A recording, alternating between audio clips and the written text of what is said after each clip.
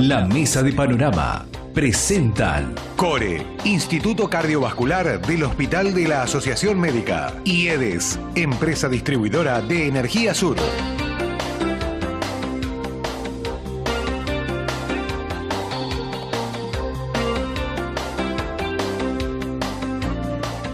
La mesa de panorama en el día de hoy. Bueno, hoy tenemos un anticipo. Yo pienso que nos van a ser buenas noticias. Juan, Maxi, Romy, arrancamos formalmente con nuestra mesa. El anticipo en el día de hoy lo efectuaba nuestro colaborador en temas económicos, el licenciado Oscar Lieberman. No con buenas nuevas, ¿no? A propósito de la proyección de gastos de este año 2019, del presupuesto pautado y proyectado por el Estado Nacional para este año. Ahora vamos a hablar de otra proyección que involucra a todos los bahienses y habitantes de esta zona, y es la proyección de inflación regional para Bahía Blanca y para toda la región. Y es por eso que hemos invitado a dos economistas de renombre, de fuste, de peso, a que nos comenten, bueno. Y sobre todo que maneja mucha estadística, hace muchos estudios muy minuciosos, maneja mucho dato, lo cual te da un panorama más claro. O te ponen el número lo que todos percibimos en realidad, ¿no? Todo el mundo sabe. Me estoy arrepintiendo de hacer esta mesa. Sí, pero en este preciso momento me estoy arrepintiendo. Habría que desafiarlos y pedirles una buena noticia en materia de economía. Vayan pensando una buena. Ahí está, Juan, está buena esa, ¿no? Que vayan pensando una buena para el cierre de la mesa. Mirá que yo tengo una. Ya están pensando. Ni hablamos. Sigan ustedes hablando. No, una buena para el cierre de la mesa. Tienen tiempo. Nos separa un largo camino hasta las 10 menos 10 más o menos. Vamos a saludar y recibimos con onda, después vamos a ver si los despedimos con la misma onda, a Gonzalo Semilla, economista jefe del CREVA. ¿Cómo estamos, Gonzalo? Buen día. ¿Qué tal? Buen día. Gracias por la invitación y un placer estar acá con todos ustedes. Por favor. Y también a otro amigo de la casa, Martín Goslino, de la Unión Industrial. ¿Cómo estamos? Buen día. ¿Qué tal? Muy bien, muchas gracias. Bueno, vinieron afiladísimos por lo visto, ¿no? Terrible. Tremendo. En realidad la realidad, valga la redundancia, los datos, la inflación y todo lo que se va conociendo por estas horas hace que ustedes vengan con mucha información. Sí, es verdad, y además trabajamos con información, y elaborando estadísticas y haciendo comparaciones locales, regionales, mirando permanentemente todos los indicadores que se publican, así que es nuestro trabajo. ¿Y no son muy alentadores? No, te diría que no, es más, somos los malos de la película, me parece, porque incluso hasta amigos que no son colegas, pero amigos de la vida, cada vez que me escuchan dicen, para de dar malas noticias, pero bueno, es lo que es, en realidad la gente lo sabe, lo percibe, nosotros lo que ponemos es un número. Lamentablemente nos estamos acostumbrando a números complejos, claro, que no negativos. Qué sé yo. A ver, la inflación, ya que está, yo voy a hablar de la inflación, la acabamos de sacar, todavía no está publicado, pero lo vamos a decir acá. La inflación de febrero nos dio un 4%, es un número enorme. 4% para el segundo mes del año. Para el segundo mes del año. Cuando se suponía además que en el último mes de 2018, en diciembre, que se había notado una tendencia a la baja, hacia la baja, la expectativa del gobierno era que más o menos se mantuviera entre 2.3, 2.4, 2.5, 2.6 algún mes, pero bueno, 2.9 dio el INDEC en enero, a nosotros nos dio 2.4, ahora 4%, es un número enorme, que cuando nosotros trabajamos 6,5 en el acumulado ya tenés del un año. 6,5. Y el tema cuál es, que nosotros estamos acostumbrados a ver un montón de números y decir un 4, para nosotros como que nada, era el esperado porque vamos viendo la corrección de precios en el mes, durante el mes, pero un 4 es la sumatoria de no sé cuántos países latinoamericanos o en un año. Es decir, está muy desenfocado, y cuando hay corrimientos de precios obviamente uno está pensando en el salario real, que sufrimos permanentemente. ¿Y el rubro que mayor incremento registró? El rubro fue vivienda, con 8%. ¿Eso implica impuestos? No necesariamente. Vivienda más que nada, no necesariamente, digamos, tenés alquileres. Nosotros los alquileres que hacemos los prorrateamos durante los meses. Tenemos mantenimiento de vivienda, pero también tenemos electricidad. Digamos, vivienda hay regulados, hay precios regulados, que en este caso es electricidad, y que tenemos casi un 24% de ajuste. Se incluyen en todas las tarifas. En general, electricidad que tiene más claro, presión en este caso claro. sí. Es decir, cuando hay actualización de tarifas, vemos vivienda, el rubro de viviendas, que yo te diría que en el 2017 fue el que lideró el aumento de precios, en el 2018 fue alimentos y bebida. Vamos a ver qué es lo que pasa en este año, pero viviendas, 8% es una locura. Salud también, ¿no? Tenemos salud con un 3,7%, ahí básicamente tenemos prepagas, casi con un 5%.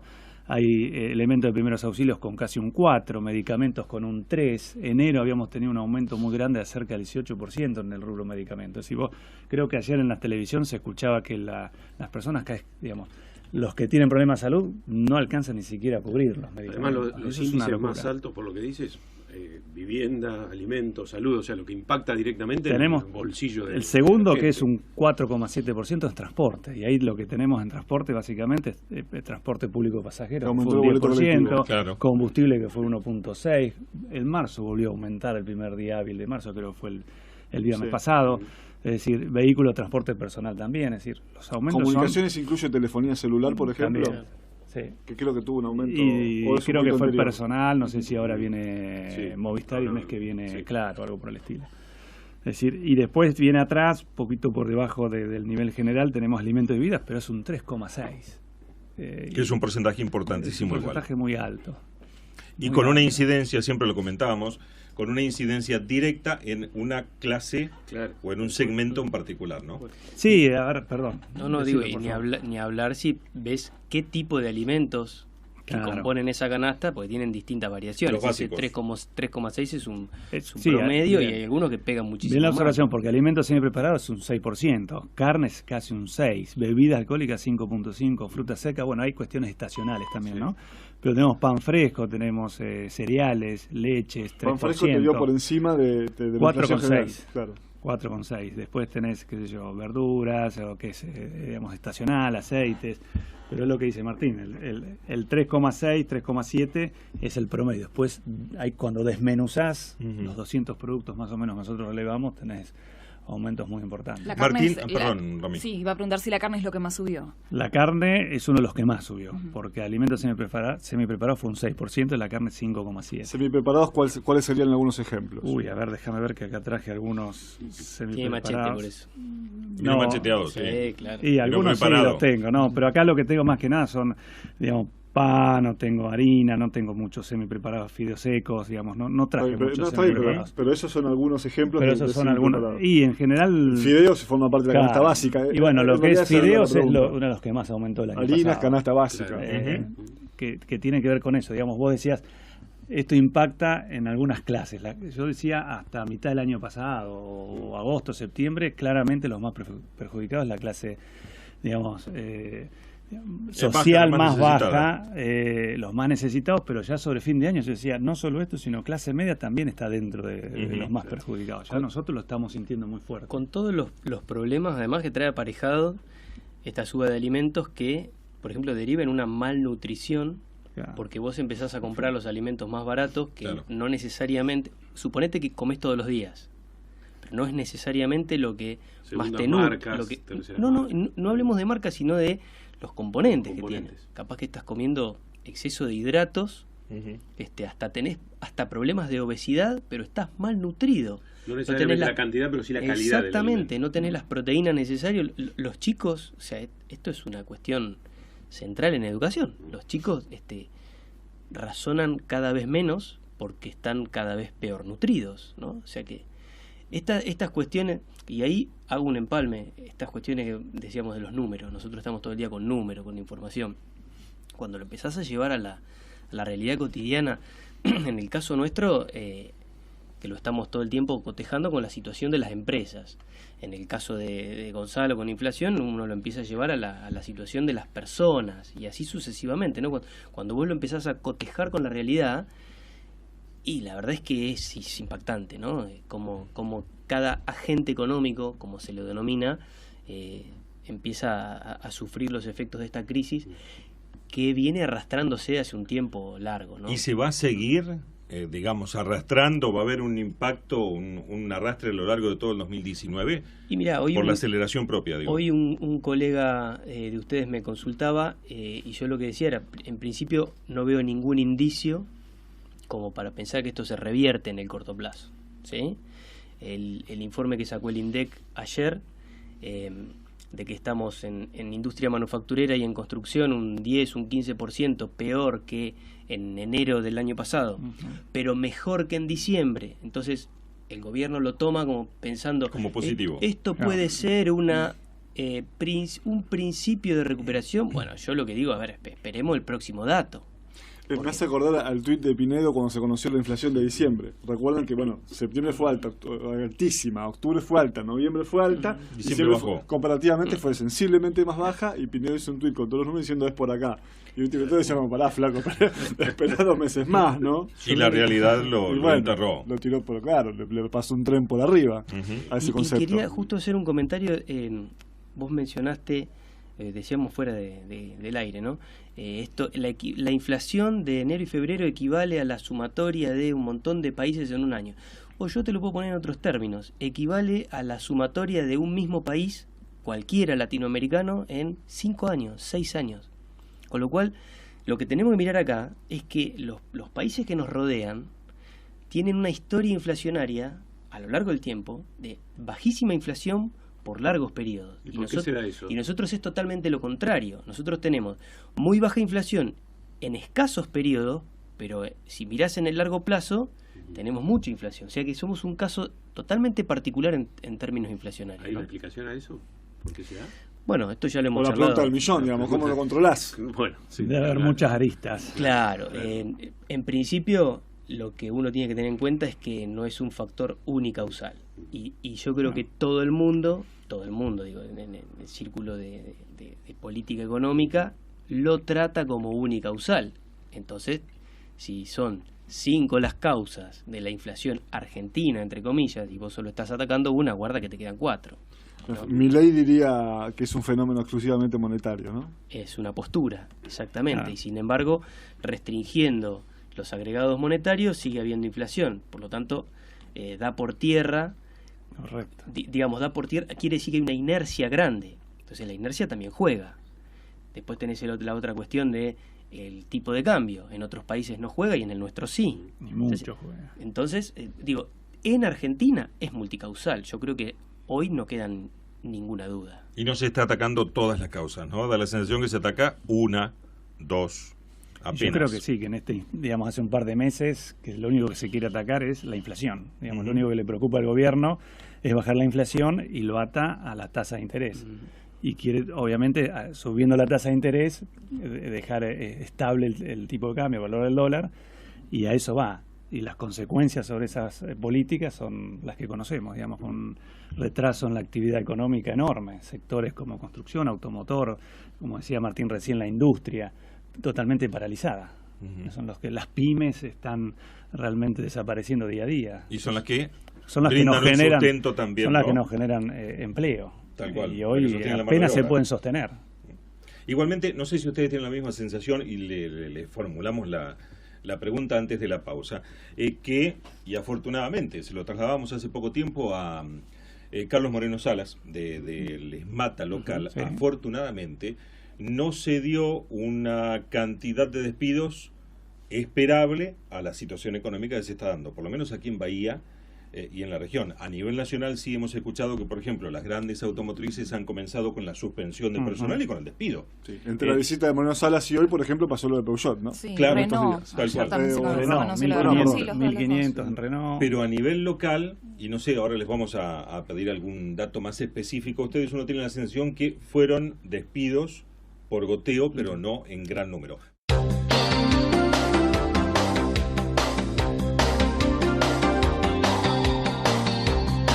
9:38, estamos en la mesa de Panorama con economistas de nuestra ciudad, con Gonzalo Semilla del CREVA, con Martín Golino de la Unión Industrial. ¿Tienen la misma sensación que en Bahía y en la región todavía no se dio una cantidad de despidos acorde a la situación grave y económica que se está viviendo? Sí. Todavía. Sí. No solo la sensación, sino algunos datos relevados, al menos dentro de nuestra masa de asociados, ¿sí? Que nosotros periódicamente hacemos consultas en temas productivos, en temas de empleo, y bueno, lo que verificamos es eso, es que no ha habido grandes sangrías, ¿sí? Vos decís en pequeñas y grandes industrias. Sí, pequeñas y grandes industrias de nuestra masa societaria de la Unión Industrial, ¿sí? Que ahí tenés de todo, productivas y de servicios a la producción, pequeñas y grandes, ¿sí? Y en los relevamientos que hacemos habitualmente, cada tanto tiempo consultando estas cosas, lo que vimos es eso, es que intentan por todos los medios posibles mantener digamos, el plantel de personal, y en caso de despedir es un mínimo porcentaje. ¿Sí? Vamos a decir una palabra no muy académica, pero que están aguantando lo más que pueden, resistiendo su plantel de personal. ¿Por qué? Bueno, ahí hay cuestiones que tienen que ver con la dinámica del empleo. Despedir nunca es gratis, en términos monetarios y en términos no monetarios, ¿sí? Por otro lado, el empresario pyme es un tipo muy esperanzado siempre, muy optimista. Entonces, a la espera de que la situación mejore, también lo que tiene que pensar es, esta gente que yo tengo, que si no la tengo más, ¿cuándo vuelvo a tener al mismo empleado capacitado, comprometido con la empresa? Es decir, hay una cuestión entonces de pensar positivamente más allá de la crisis. Y tercero, yo creo que la gran cantidad de pymes que tenemos tiene un componente de, no sé si decirlo, de sensibilidad, no sé si esa es la palabra, pero entiende... ¿De conciencia social? Puede ser, mucho más que una gran empresa, lo entiende, lo vive en carne propia, que un empleado menos es una familia menos, somos todos conocidos, incluso muchas pymes de índole familiar. ¿Sí? Claro, cuanto más chica la empresa, más cercana es la relación. Cuanto más grande hay más despersonalización, lo cual no quiere decir que esté mal el empleado, ¿no? Claro. Pero quiero decir, pero hay otro tipo de conciencia. Entonces, eso creo que ha generado que no haya habido despidos masivos, ¿sí? ¿Hay algún sector de todos los que ustedes relevan, que como vos decías el abanico es bastante amplio, que haya tenido, en el caso del empleo, la posibilidad de demandar? ¿O todos están tratando de cuidar el plantel que tienen, de lo que explicabas, de despedir por goteo, y ninguno demanda trabajadores? Mirá, en nuestro índice de demanda laboral industrial que hacemos bimestralmente, y en estos días lo estamos cerrando, así que van a tener seguro en breve cómo arrancó el año, se van alternando los rubros de la industria, aquellos que tienen demanda positiva y aquellos que tienen demanda negativa, lo cual nosotros no medimos quiénes despiden, sino quiénes están demandando menos puestos que el bimestre anterior, ¿sí? Y por ejemplo, en el último bimestre del año, agroindustria, porque estacionalmente necesita más empleados para lo que tiene que ver con la cosecha que se va dando, ¿sí? Entonces agroindustria tiene un saldo positivo, y tal vez petroquímicas no. Y si vas a la mitad del año, del año 2018, vos ves que en las paradas de planta que hubo, ¿sí?, en servicios industriales tuvo una demanda muy alta de trabajadores, pero que son la mayoría temporarios, porque es para dar respuesta a las paradas de planta que luego esos contratos se terminan. De manera que hay mucha alternancia. Nosotros siempre miramos el agregado, no tanto los rubros, Maxi, porque hay mucha alternancia. ¿Sabes que hubo un fenómeno el año pasado que lo destaca el último informe de actividad económica de CREEVA, que es muy completo, que al que le interesen estos temas les recomiendo que lo busquen en la página de CREEVA o en la cuenta de Twitter o de Instagram. ¿Cómo? Es gratuito. Es gratuito, se lo descargan. Desde la misma hay página. Un análisis del 2018 muy exhaustivo de los distintos sectores de la actividad económica y también de distintos temas vinculados con la actividad en general. Y uno de los temas, siguiendo con el empleo, que remarca este informe, es la cantidad de que según las últimas mediciones, a ver si lo digo bien, Gonzalo, subocupados, ocupados demandantes o subocupados demandantes de empleo. ¿Esto qué quiere decir? ¿Qué quiere decir y qué refleja como circunstancia social, ¿no? Sí, en realidad lo que tenemos son los que trabajan horario 45 horas semanales, o digamos la cantidad de horas que uno establece, que son los ocupados, y los subocupados son los que están trabajando menos de esa cantidad de horas por semana. Con la situación que estamos viviendo, lo que hace esa persona está demandando otro trabajo, es decir, ya no le alcanza con esa changuita o con ese trabajo part-time, si lo que está necesitando es complementarlo con otro trabajo, pues necesita otros ingresos imperiosamente.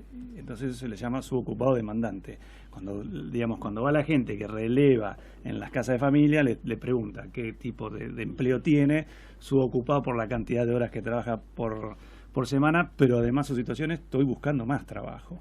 Y a veces no lo consigue. Esto es por la cuestión, obviamente, netamente de económica. Sí, netamente económica, que hay un parate enorme en general. Entonces la persona necesita salir a buscar otro trabajo del que ya tiene. Obviamente el que trabaja full time que es el que cubre Ocupado pleno, el claro. ocupado pleno, no tiene posibilidades de tener un trabajo adicional part-time porque como lo hace, no le da No le da tiempo, físicamente ni no le da las horas físico. por el día, pero sí el otro. Sí puede estar buscando el ocupado pleno un mejor trabajo, Claro. que no Correcto. lo mide el índice de o los indicadores laborales. O sea, vos sos Sí, ocupado similar pleno. cantidad de horas, pero con un mejor salario. Exactamente. Correcto. O sea, los Con indicadores, mejores condiciones de los trabajo, indicadores calidad, laborales claro. son muy limitados. Hay que entender eso, ¿no? El mejor ejemplo para lo que dijo Gonzalo es una persona, vamos a suponer un chico que es estudiante de abogacía, pongo cualquier cosa, y trabaja 4 horas part-time en un estudio, ¿sí? Entonces él está conforme con ese trabajo, le permite seguir estudiando, ¿sí?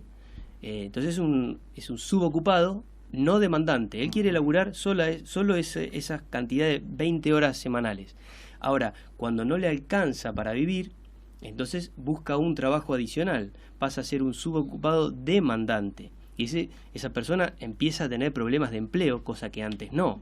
¿sí? Lo menciono porque fue uno de los rubros que más se movió Sí, el claro, año pasado, sí. ¿no? Que más aumentó, los subocupados demandantes, Sí, que es un reflejo de la situación, ¿no? Hay un aspecto que tiene que ver con lo empresarial y me parece que Martín lo mencionaba en alguna réplica en las redes sociales de algún informe de algún doctor en economía, que tiene que ver con la presión tributaria y la cantidad de tributos que hay en la Argentina, que son más de 160, ¿puede ser? Sí, sacaron un informe. Bueno, esto es para una mesa aparte, ¿no? La El presión tema tributario, no solo la presión tributaria, la complejidad tributaria. Digo en lo que inciden las Sí, empresas, las absolutamente. pequeñas y medianas empresas en este contexto. En estas encuestas que yo les mencionaba que hacemos periódicamente sobre nuestra masa de asociados, los principales problemas que destacan, uno es la presión tributaria, ¿sí? Y la complejidad. Son las dos cosas. ¿Por qué complejidad? Porque son impuestos difíciles de liquidar, con muchos vericuetos. O sea, nuestro sistema tributario tendría que ser Más sencillo. borrón y cuenta nueva.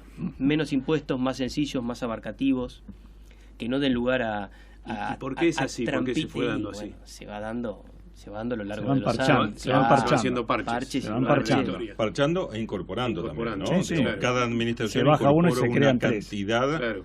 de impuestos que después con una nueva administración ahí quedan y se incorporan Y otros. siempre tenemos el problema de caja del Estado. Entonces nunca alcanza. El emblemático el entonces, impuesto al cheque se creó en un momento determinado Bueno, para un se iba a bajar, se lapso iba a determinado eliminar. y acá está. ingreso Exacto. fruto también iba a bajarse. No ocurrió. Mm. Impuesto al cheque, digamos, hay otro más. Más allá de No me eso, acuerdo. hay hay estudios, excelentes estudios por gente recontra especializada, tributaristas, que Ujú. por ejemplo destacan que el impuesto al cheque, que el impuesto a los ingresos brutos son totalmente nocivos, distorsivos. Cambiémoslo por otro menos distorsivo si las herramientas técnicas están. Bueno, pero eso no se hace tampoco. O sea, evidentemente todo lo que es cambiar legislaciones es dificilísimo, ¿no? Más cuando llevan muchísimos años, esos impuestos transitorios que quedan para permanentes. Bueno, esos Sí. son el mejor ejemplo. Bueno, algunas características de ganancias o Exacto. algunos rubros de ganancias Ujú. también son distorsivos. Así. Por eso eso es para una mesa que Sí, es aparte. Algunos espectacular. que se superponen, ¿no? Que a veces se escuchan quejas de eso Sí. también. Ahora no me acuerdo bien, porque obviamente no soy un experto en esto, pero ingresos brutos con las tasas de seguridad e higiene, Claro. supongamos. Tiene ¿no? que ver con las bases sobre lo que te lo están calculando, Claro. ¿no? Hay como lo que se llama Como que pagás dos veces por el mismo exacto, concepto. superposición de bases o doble tributación. Por un mismo hecho o bien, vos estás tributando a más de un nivel del Estado e incluso al mismo nivel del Estado en distintos impuestos, cosa que es totalmente nocivo, digamos, ¿no? Por eso digo, tributación es un tema aparte que merece poner la lupa encima y que es muy difícil de cambiar, hay que decirlo. Ustedes tienen la sensación y vayan pensando en alguna buena. ¿no? Para ir Yo tengo cerrando, una. porque si no ya tiene una. Sí, yo tengo una. directamente Yo también tengo una. Yo también ¿Ves? tengo una buena. cerramos la rueda de mate y listo, acá terminó todo. Pero tienen la sensación que puede llegar a existir, a ver, una modificación en este panorama como ha indicado el gobierno en el segundo trimestre, segundo semestre. Bueno, es lo que, siempre tomo el digamos, segundo. yo creo que a fin del año pasado se apuntaba al segundo trimestre, una mejora a partir del segundo trimestre. Creo que sobre el principio de este año ya se va postergando. Lamentablemente, esas ganas o ese deseo que se reviertan estos indicadores se va postergando. Pues incluso yo leí ayer, llegan unas consultoras que están pensando en el tercer trimestre y algunos ya están pateando hacia fin de año una recuperación. ¿Cuál es la inflación que ustedes proyectan para este año? Mira, nosotros no estamos proyectando. De todas formas, sí nos basamos por ejemplo, que hablamos hoy, que es el REM, que es el Relevamiento de Expectativas de Mercado que lanza todos los meses el Banco Central. Eso incorpora 50 consultores, individuales, instituciones, universidades. Ajá. Es como un promedio de todos. Hay una media, hay un promedio, está el pico, lo que se espera no solo en inflación, sino en tipo de cambio, déficit fiscal, crecimiento. ¿Y qué largo es? Y lo que largó es un 31,9%, es decir, todos los meses lo hace y a medida que ha pasado enero y febrero lo han ajustado hacia el alza. Pero bueno, entonces nosotros miramos de cerca. Ya dan 35 para el 2019. Algunos están dando 35, nosotros vamos a hacer. ¿En cuánto estaba en diciembre? En diciembre, ¿te acordás? No, en diciembre estaba en 28 y pico, 28.50, claro, fue en 29 y pico, ahora está en 30. El mismo gobierno era un 23, recuerden que 23, que fue lo que se aprobó en el presupuesto, pero fíjate, si vas a analizar los últimos 8 años, por decir algo, cuando calculan o proyectan estas variables en el presupuesto, salvo el gobierno, digamos, de Cristina, que decía que era el 15, terminaba siendo el 15, en general después las variables nunca se ajustan a la proyección. Digamos, el tipo de cambio, te diría que en 2017 se pronosticaban 19 pesos. El presupuesto de 2018, aprobado en 2017, terminó siendo promedio 28. Yo creo que lo que te da esta profesión, aparte de estar todo el día mirando números, es saber qué números mirar, ¿no? O sea, claro. Vos agarrás el presupuesto nacional y lamentablemente tenés que decir, bueno, este es el piso. Pero si yo me quedo con ese número de inflación, de tipo de cambio que dice en el presupuesto nacional, que sabés que te vas a quedar recontra corto. Entonces, por ejemplo, el REM que hace el Banco Central, que es un organismo oficial y que es un indicador oficial y que releva un montón de consultoras y demás, es un dato a mirar, porque entonces Correcto. Uno va viendo cómo se ajusta, es mensual. Lo que pasa es que yo no sé si la mayoría de la gente sabe que ese es un indicador a mirar, ¿no? Entonces eso es lo que nos da un poco la profesión, saber dónde buscar bien la información. ¿Y el tema del dólar preocupa? Sí, obvio. Casi a 42. Pero preocupa, digamos, siempre preocupa. Aunque haya estado en 37, 38 estable, uno está mirándolo todos los días a ver porque después si eso va a estar en ese de precios. Claro. Automáticamente. Entonces sí preocupa. Y en donde hoy está, digamos, el margen superior de no intervención, que es 49, bueno, tenemos un techo bastante alto y no sabemos qué puede pasar. Si va a 42, 43, 44 en 2-3 días, la verdad que esto produce un sacudón importante en las expectativas de todos nosotros. Bueno, solo para los invitados. Mira cómo les pinché el globo a más de un compañero. Lo una broma igual, una broma. Nosotros no jugamos. ¿Juegan los invitados alguna buena? Sí, yo tengo una. Vamos, Martín. Hace un tiempo tuvimos la idea en la Unión Industrial de enviar un comunicado a la Gobernación, justamente marcando un montón de problemas que están teniendo las pymes y no solamente eso, sino proponiendo algunas medidas a tomar. La verdad es que ni siquiera obtuvimos respuesta. Posteriormente hubo una segunda vuelta cuando vino el ministro Javier Tizado. Entonces le volvió a insistir con ese tema e incluso con más propuestas que las anteriores, y ahora recientemente salió la noticia que ARBA suspendió unos 50.000 juicios, algo así, que era alguna de las cosas que nosotros estábamos pidiendo.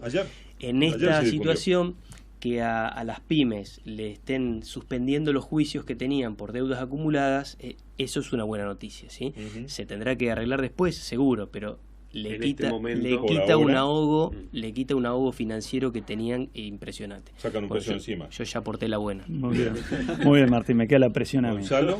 La buena que está interesante compartir es que, digamos, si bien todos los indicadores que miramos no nos traen buenas noticias, yo te diría que el tipo de cambio al cual hoy tenemos, la buena noticia es que la gente dejó forzosamente de salir a veranear afuera y no le quedó otra que mirar lo regional y lo que es toda la región, todo el sudeste de la provincia de Buenos Aires, donde nosotros nos desempeñamos. La plata queda acá. Queda acá. Y el turismo, si bien no habrá tenido capacidad plena, se ha movido mucho.